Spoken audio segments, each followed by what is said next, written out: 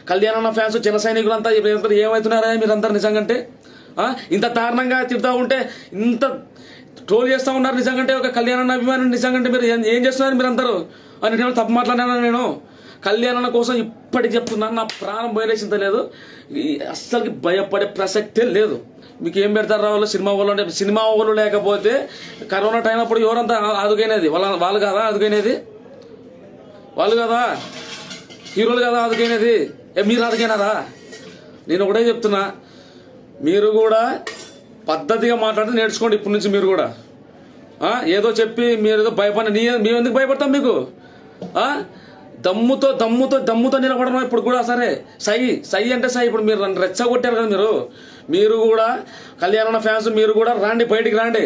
ఒక వ్యక్తిని ఇంతలాగా చేస్తూ ఉంటే మీరందరూ ఏం చేస్తున్నారు? మీరందరూ ఇంట్లో కూర్చొని ఏదైనా చూస్తూ ఉన్నారా? ఊకే అదే ప్లేస్లో మీ ప్లేస్లో నా ప్లేస్లో మీరు ఉంటే నేను అట్లే చేస్తుంటే ముందుకు వచ్చి మాట్లాడతాను. నేను ముందుకు వచ్చి మాట్లాడినా కూడా